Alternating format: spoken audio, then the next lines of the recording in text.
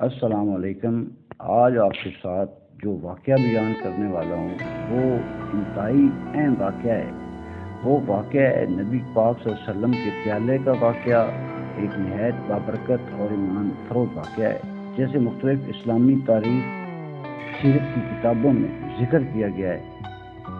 یہ واقعہ مدینہ منورہ کے دور میں پیش آیا جب نبی کریم صلی اللہ علیہ وسلم کی سادگی، توکل اور برکت سے بھری زندگی ہر مسلمان کے لیے مثال تھی۔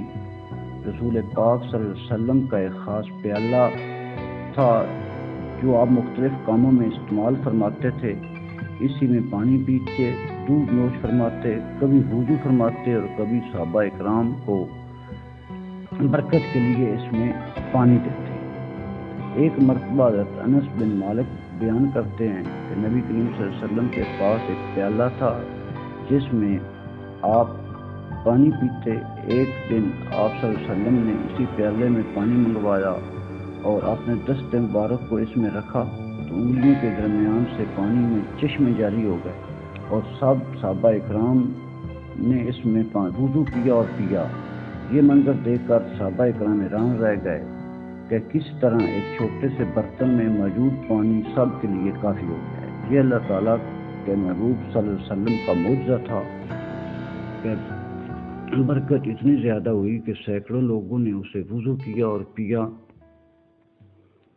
رسول پاک صلی اللہ علیہ وسلم کے وصال کے بعد انس نے وہ پیالہ بطور تبرک اپنے پاس رکھا۔ جب کبھی کوئی بیمار ہوتا وہ پیالے میں پانی ڈال کر اسے پلاتے۔ اللہ کے فضل سے وہ شخص شفا پاتا۔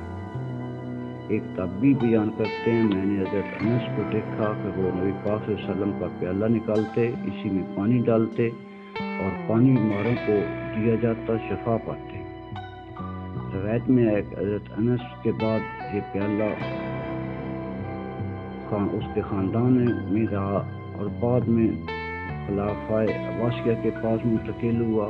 کچھ مورخین کا بیان ہے کہ بعد میں اسے ترکی کے شہر استنبول میں محفوظ کیا جہاں آج بھی برکات نبی صلی اللہ علیہ وسلم محفوظ ہیں، جیسے موزے مبارک، تلوار مبارک، چادر مبارک، پیالہ مبارک۔ نبی پاک صلی اللہ علیہ وسلم کا پیالہ سادہ تھا مگر اس میں اللہ نے بے حد برکت رکھی تھی۔